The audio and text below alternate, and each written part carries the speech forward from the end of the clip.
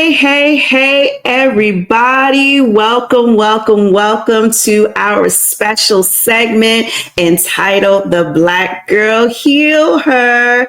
If you have been rocking with me for quite some time, you are already familiar with our September series. So listen, let's dive in. Let's get ourselves comfortable. Let's get ourselves situated. I hope you got your water, your pen, your paper, whatever you need. Tell the kids to shh, because it is your healing time. So I want to introduce you all to tonight's special guest. It's a new friend of mine, but hey, she's going to be my new friend and your new friend all at the same time. Will you all give it up for my new sister friend, Shanekah Polk? Hey, girl. Hey. Hey there. Listen, Sheniqua, I am so honored to have you as a guest for this special series entitled The Black Girl Heal Her. Please introduce yourself to the people. Yes, ma'am. Hi, everyone. First, let me say that I'm honored to be here as a guest. And my name is Shanekah Polk. I am a registered nurse of 16 years, a mom, a healer, and I guess I could say a survivor as well. In terms of the healing space, I went through a 30-year-long depression, walked out of that depression a couple of years ago. And on reflection, I've learned so much in terms of generational trauma, healing, our ability to heal ourselves and move forward. And I'm excited to share tonight. I love it. Look, she just took us there. So let's just dive in. 30 years. Maybe 30 years. Depression. Yes. So the first time that I attempted to, I don't know if it's okay for me to say, the first time that I attempted to unalive myself, I was 11 years old. And that's my earliest memory. And that continued until about 41 years old in 2020. So during the pandemic, when the world was falling apart, I was walking out of that depression. So it was 30 years. Yes. Wow. Now, I love how you said, like, during the pandemic when the world was shutting down, because many people were discovering depression at that time, but you said you were walking out of it. Yes. So let's put a pin on that just for a second, because I do want to wrap us around back to that. But let's talk about what was going on in 11-year-old Shanekah's mind. In 11-year-old Sheniqua's mind, well, let me set the preface first. My mom was a 14-year-old, so I was born to a 14-year-old. So there was some friction there because it was a child raising a child, right? I was being bullied in school. I was being inappropriately sexually violated by an adult in my life at that time. And I don't know what it was that pushed me over the edge. I don't even know how the idea of suicide ended up in my mind. I'm uncertain of that to this day. But what I know is that I was standing in my grandmother's bathroom and I thought that, ending it all would be the way to go. So I took pills and I remember laying down happy because I didn't think that I was going to wake up the next day. And when I did wake up, I cried. I was very upset about it. And so it has to be very, very dark in order for someone to get pushed to that level. Like that, the only thing that can ease the pain is out, getting it all. And that's the headspace that I was in. That was the first time. There were 2 attempts. And the third time I had a plan. And so I go through with that plan. And to this day, I believe that I would have succeeded with that plan. And gratefully, I did not go through. So yes, ma'am. Wow. That's heavy, but this is the reality. Right. This is the reality of a world that we live in. There's traumas, there's dramas. And one of the things you mentioned has kind of become your level of expertise. Not that you volunteered for it or anything, but it is about those generational traumas, those generational curses. Tell us, or what could you tell us about what was going on in the generational bloodline that you had to overcome, and especially at the age of 11, being thrusted with all of these things in your face. Tell us what you've learned about that generational trauma. So I've learned quite a bit. In doing history on my family, when I was in nursing school, we had to go back with medical disorders as far as we could go. That was the last project that we had to do. And what I found was that in each generation that I was only able to go back to like 1870 or something like that. But with each generation, there was some type of mental disorder that went on. There was suicides, there was alcoholism, there was drug abuse. And I noticed that pattern, but it wasn't until later that I found out, oh, this is genetic. There's something called epigenetics. So each time you experience a trauma, there is a physical change that happens in your DNA. And what do we know? If you don't pass anything else down to the next generation, you pass down your DNA. And so as a descendant of, in my case, as a descendant of chattel slavery, think about all of those traumas that my ancestors, and probably yours as well, experienced. All of that is in you, unless we intentionally, and we didn't know this until fairly recently. Epigenetics is a field of science, but it's relatively new. It's been 20, 30 years, something like that. So we didn't know all of this information back then. Now we do know, and it's scientifically proven that when you experience these traumas, there's a change in the DNA. Even so much to the fact that when you were inside of your mom's body, even before you were a fetus and growing, you were an egg inside of her body. Whatever trauma she experienced, you were already there. So you experienced it too. So it goes down to that level, and that goes back and back and back through the generations. So there was all of that. There was the physical abuse that was experienced during chattel slavery. And as a result, I can't say that that's the exact reason why, but I know that ancestors experienced it and it became a norm. Dr. Joy DeGruy calls it post-traumatic slave disorder. So PTSD, but it's slave disorder. All of these things that went on during enslavement that got passed down to us through the generations. So even though slavery ended, we're still repeating those same patterns and doing those same habits that we picked up and that we learned. And now it's at a point where, it's been genetic. And so now we know that we can heal it. And there are things that you can do intentionally to heal yourself. And one of them is affirmation. Science has found out that doing affirmations out loud 3 times a day corrects that DNA. Wow. Something as simple as doing an affirmation out loud.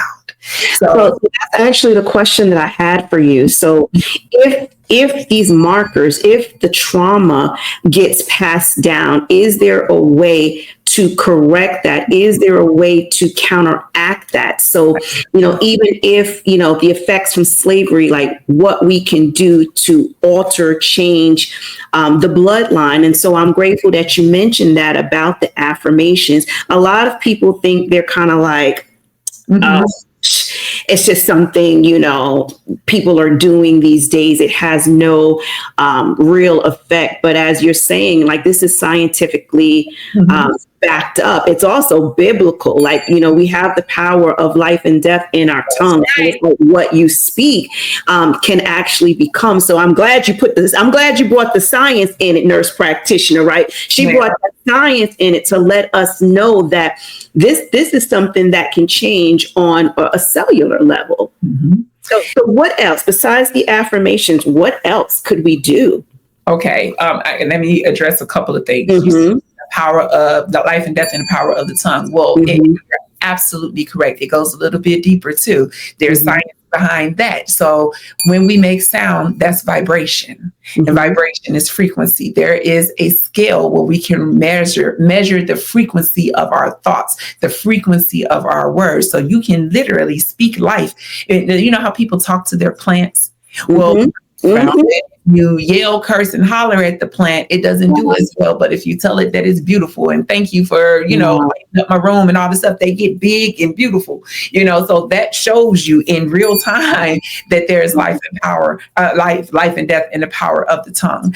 And then what other things can we do? So something such as speaking over yourself. You're speaking over your body. So like inside of your body, there's its own universe. Your body listens to you, and it listens, it's hearing your thoughts and all of that. So you can, doing the affirmations, reprograms your thoughts. It may feel like a lie at first. So you can say, something like, I'm wealthy, and then your conscious mind is going to be like, yeah, right. You got $7.62 in your bank account. But have you ever heard like someone telling a lie so much they begin to believe it?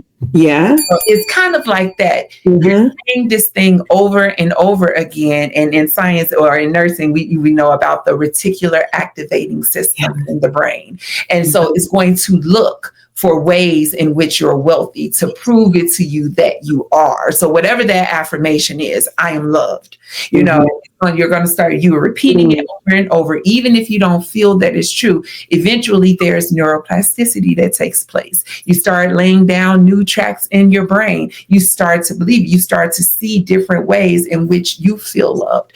And it goes from there. So there's affirmations. That's one thing. There's something, and that falls up under NLP. There's also journaling. One of the things that I encourage people to do is to come face to face with your stuff.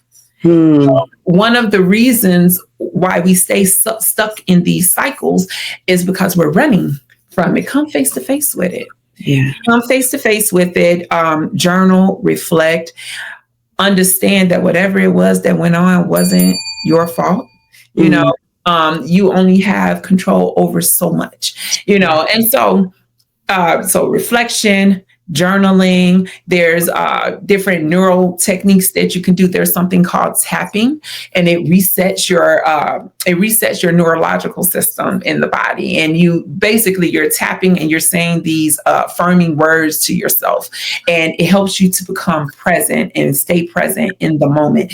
There's breath work. Breath work is amazing. I've seen and myself have been in situations where I'm doing the ugly cry, I've completely spiraled, and I'm in whatever moment. So like in that moment of abuse, I'm back at being 7 years old again. And I could smell the person, I could hear them, I could actually feel them. And then, but breath work, it makes you be present. And so it's impossible for you to be stuck in the past from something that happened in the past.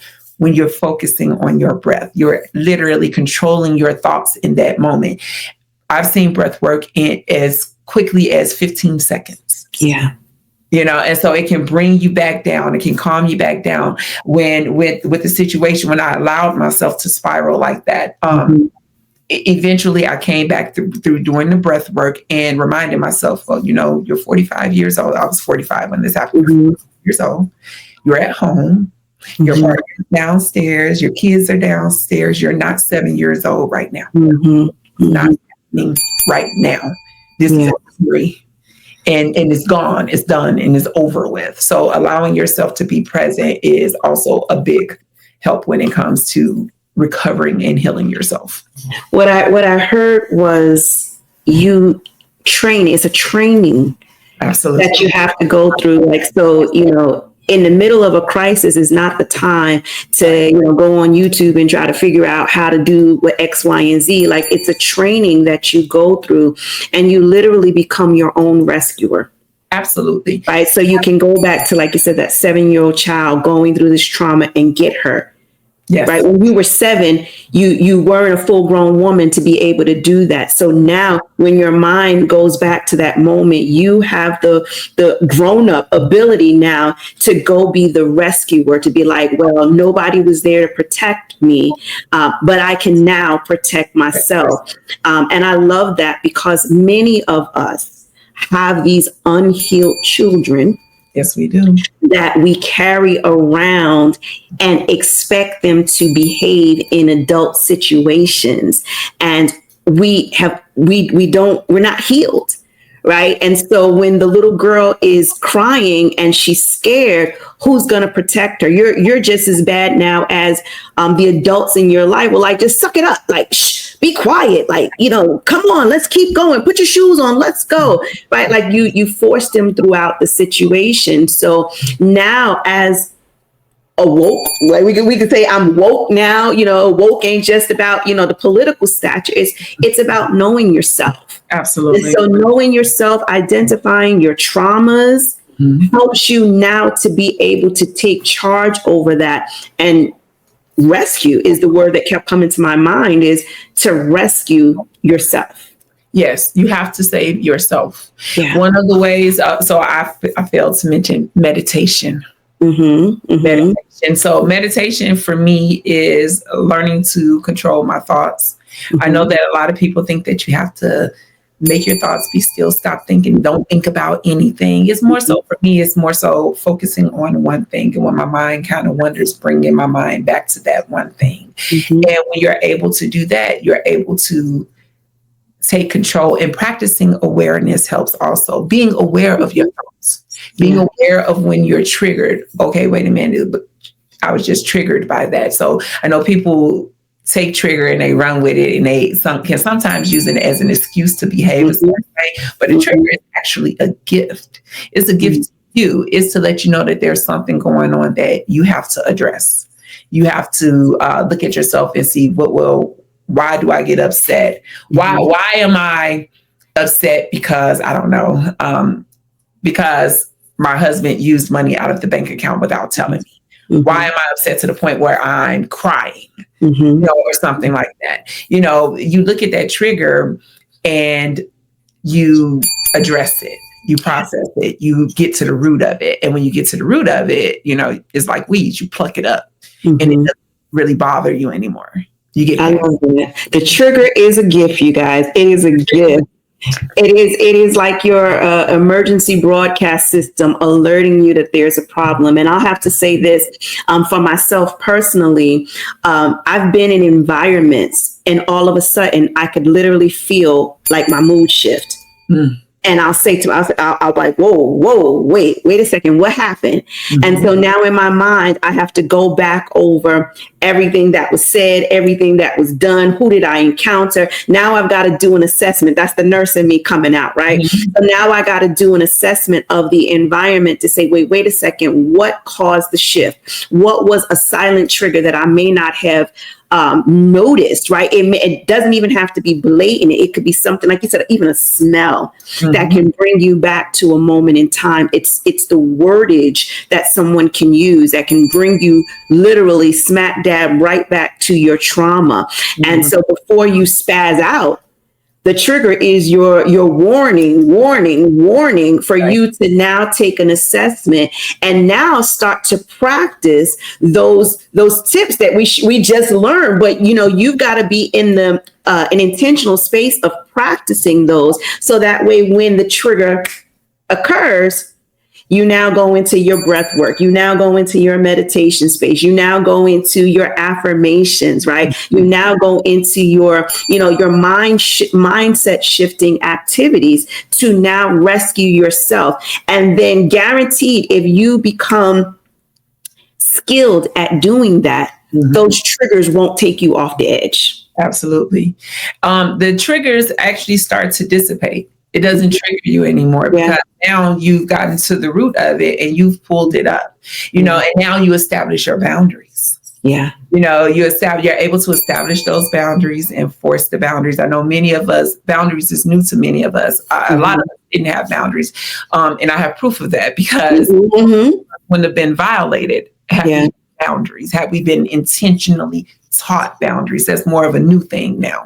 And so you'll be able to establish those boundaries, and that'll stop you from going into those areas where you'll get triggered or could potentially get triggered again. So now let's go back to 2020. Yes. When the world was falling apart. Yes. Many people were now being introduced to anxiety and newfound stressors and depression and everything in between. Mental health was at an all-time high. those mental health issues and concerns. Yeah. But you mentioned to us that that was a season where you were then getting your breakthrough. Yes. From your 30-year struggle with depression. Yes, ma'am. We understand the why, right? Because you told us starting with the childhood traumas. So, nobody would like, well, why? Why, Sheniqua? Why? Why? Why are you depressed? Okay, we got the why.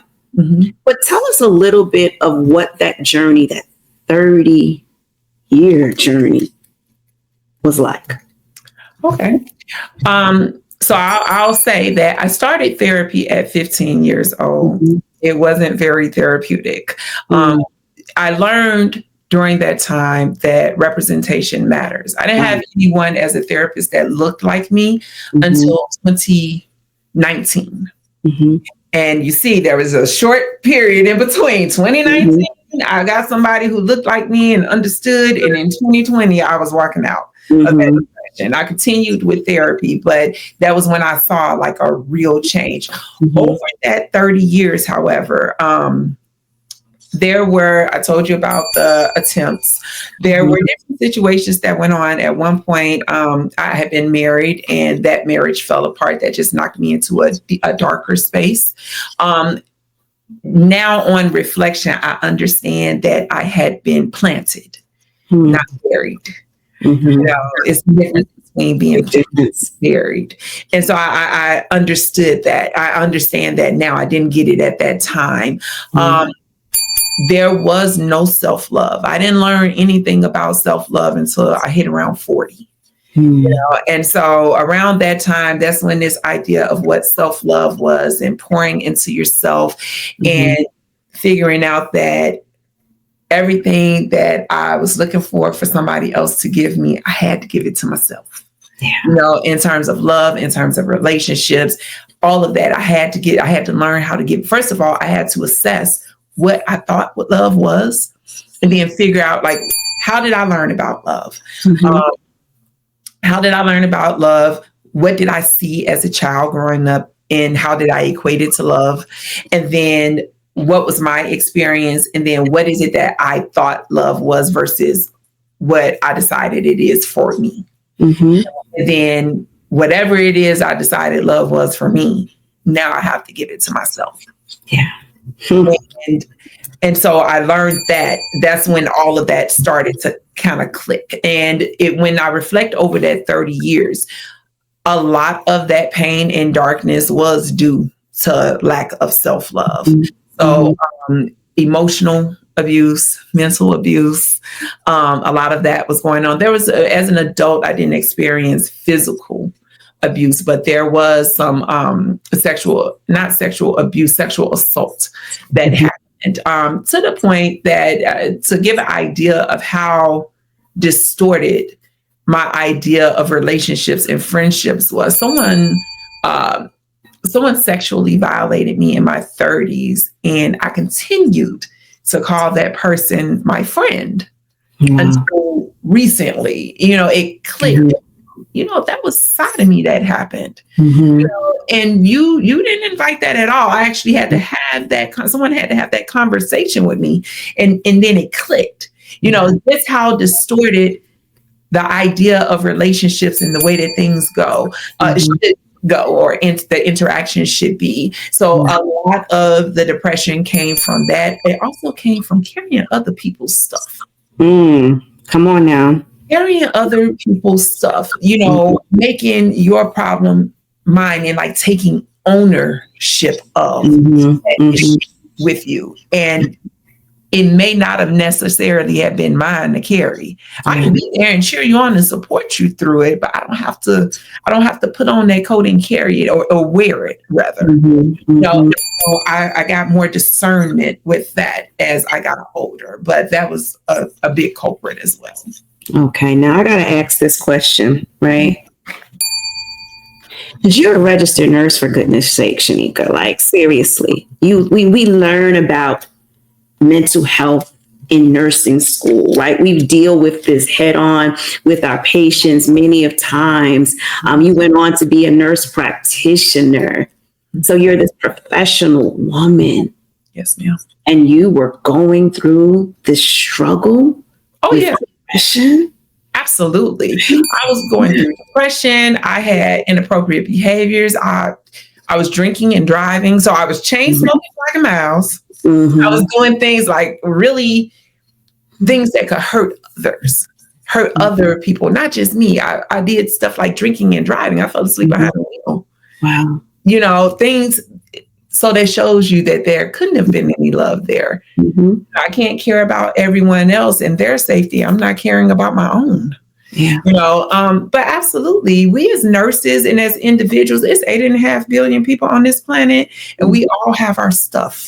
Yeah. And then how well we deal with our stuff is determined by what we've been taught, what tools we're aware of, and we've been taught to use. And so, absolutely, as a master's prepared registered nurse practitioner, Come I on. absolutely had depression going on. And I knew that it was depression. I was Yeah. aware of it.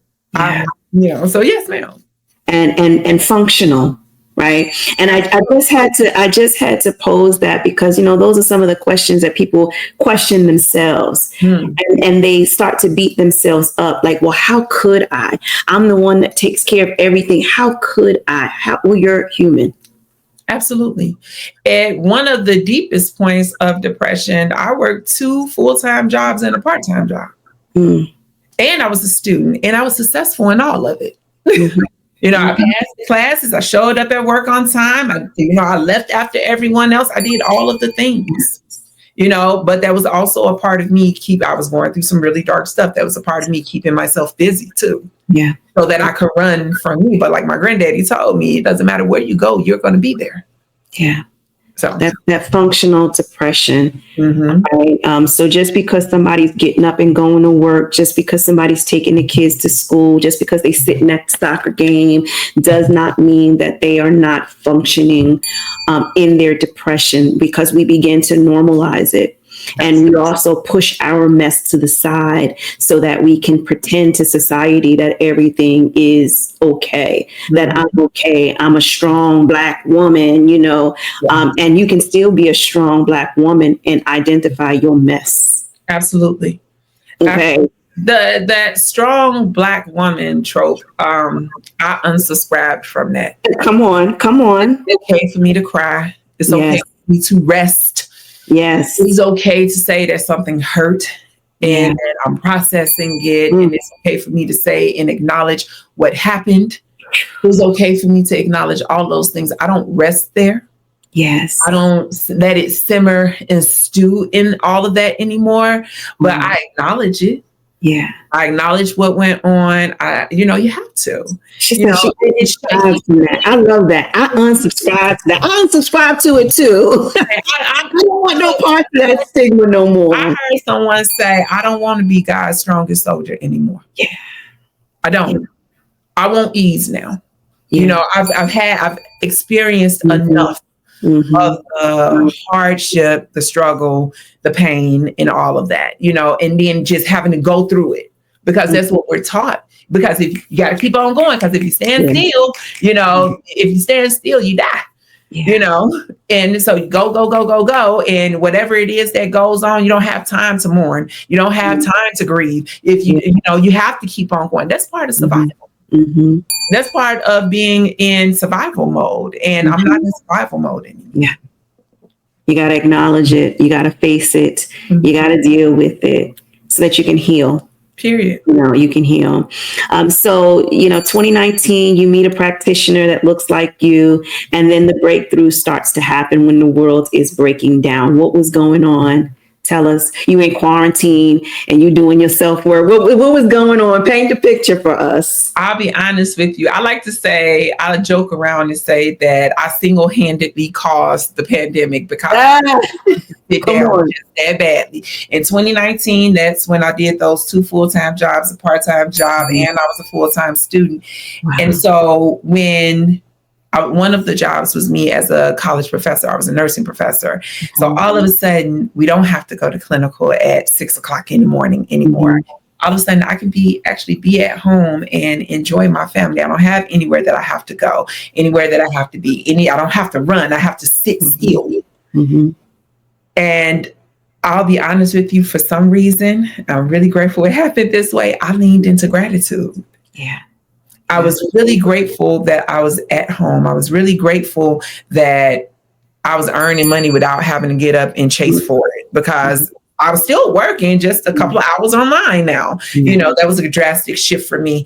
I was grateful that I was at home with my partner, and, my cousins was in the building and all of this. And we would, we can't go outside, so we're hanging out with each other, and it just, it was light for me. Yeah. We did not watch television. So I'll be honest, I did not stay abreast as to what was going on in the world. I haven't really watched TV since 2012. So it's programming, it's conditioning. And so I'm really selective about what I allow myself to see and watch and hear and all of those types of things. And so we weren't watching TV. We were not listening to the radio. We were not doing any of that. And we were chilling, kicking it with each other, having cooking competitions and playing games and all of that. And I became extremely grateful for that, to the point where I was crying because I was so happy. And sorry for that. And so that's pretty much what I leaned into. I was surrounded by my family. I was really grateful for that. I had the opportunity to rest. For the first time, I wasn't concerned about money because it was coming in. And so it gave me a chance to breathe. Yeah, it was a pause. It was a pause for many of us. It was traumatic. It was a hardship in our society, but there were some benefits. Many people experienced some really good moments. Businesses were born. Newfound relationships, connections were born. So even when people were, when things were falling apart, so it appeared, some people actually were being put back together. I got out of debt during the pandemic. Come on, right? So we acknowledge it for what it was. But there were also some good things, and it literally sounds like it saved your life. It did. Mm-hmm. It did. I attribute, I guess at the foundation, I attribute the work that I did in therapy, the pandemic, which caused me to rest and sit down and really take in everything that I had to be grateful for. I was literally counting my blessings. I also did something called a Vipassana meditation retreat. So I leaned really heavily into meditation at the time. It was a 10-day silent retreat where I had the opportunity to completely unplug from the world. I did that, sometime during 2019. So again, it taught me that breath work. It also gave me guidance on how to think and how to control those thoughts when those, what are they called? The intrusive thoughts show up. How to handle those. And so armed and geared with all of those things that I've mentioned, the affirmations, the gratitude, and everything else, it really, I walked out of it and I haven't looked back. I've been very protective of the joy that I have, and what maintains it is all of those things that I've named: the leaning into gratitude, the journaling, the reflection, looking at how far I've come, all of those things. And I highly recommend it to pretty much everyone. Yes. Now let's talk about your YouTube channel. Okay. So listen, you guys, you are already here on YouTube. I need you all to make certain after this episode that you go over to Sheniqah's page, her YouTube channel, and hit the subscribe, because she got some good stuff going on over there. Tell us about it. Absolutely. So I created a healing program. I have a playlist that's on my YouTube channel. It is called the Becoming Her Shadow Work Experience. And I pretty much break down everything that I've learned in terms of generational trauma, things that we can do to heal ourselves. I discuss the tools. I go through several different several different topics, everything from mother-father wounds to sexual abuse and sexual assault, as well as like relationships, setting boundaries, triggers, and all of that. So I give everything that I know. I really wanted to share what I knew, and I wanted to get it out there because I know that I'm not the only one. Yeah. And as a nurse, you know that we, like you mentioned, assessment, we tend to do things based on evidence. There isn't anything that I don't have evidence of. Everything that I practice is stuff that I have evidence in that it works. And I need to see the scientific study, and then I also test it out on myself.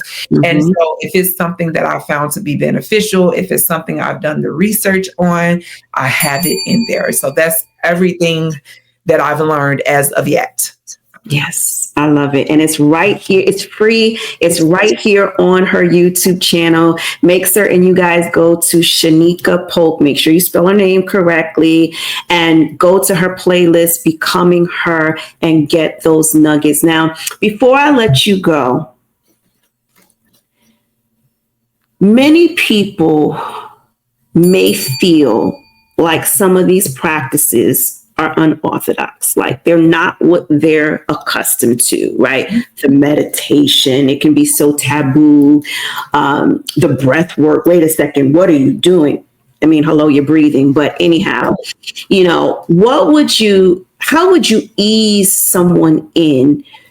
Because again, many of us grew up in a generation of, you know, what goes on at home stays at home. You do not go out telling our business in the street. And so that's where a lot of the secrets, people are sinking, they're dying because of the secrets. And they're afraid of going into this territory of the affirmations, the breath work, you know, we've been conditioned in our society to take a pill for it. Right. And as nurses, right, we can have the real conversation about it. You know, we promote, you know, medication. Absolutely. Take the pill.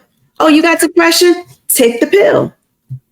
But for me, especially, I didn't want to take the pill. You know, I had a diagnosis, I've had my experience with depression, and they gave me medication. And one of the side effects of the medications, it made my hands shake. My hands are my tools. I'm a registered nurse. You don't want me coming in to give you, you know, your injection and my hands are doing the jitters. Right. So the medication, I didn't want no parts of it. So then I had to start thinking about untraditional ways. So what type of advice, what would you say to someone who thinks that all of these practices are a bit kind of taboo? What I would say is I would encourage people to do what they're comfortable with, but I would preface it with that in order for something to change, you have to make the change. You know, you can't expect to keep doing the exact same thing and get a change out of that. You have to change something up to get a different result. And there is no harm in looking and seeing for yourself. You know, experience is the best teacher. If what you've been doing so far is not working, maybe it's time to look at something different. I am a proponent of take the best part and leave the rest. Take what you're comfortable with, what fits into your life, what resonates with you, and leave the rest. You know, and so I understand that, you know, people have varying practices and ideas of what's taboo, but again, those are ideas. And I would actually encourage you to take a look at where your ideas formed from. What made it bad? How did you get the impression? Who said that? Who taught you that? How do you know for sure? Have you experienced something bad yourself, or have you heard from someone who heard from someone who heard? You know, go by your own experience. And so for me, when it came to these things, you know, I've heard different things. Oh, that's witchcraft, or, you know, you're speaking up. Well, I mean, it say right here in the Bible that tongue, and I can speak over myself. So I'm about speaking things into existence all the time. Or your mind, it's your mind. It behooves you to control your thoughts. Thoughts can send you way left field and tell you to do something, and you control and bring yourself back. Yeah. So it's about, I would say, I would encourage people to take a look for themselves, make their own decisions, examine your limiting beliefs, and take whatever resonates with you and leave the rest. I love it. I love it. Listen, you guys, she's got the playlist.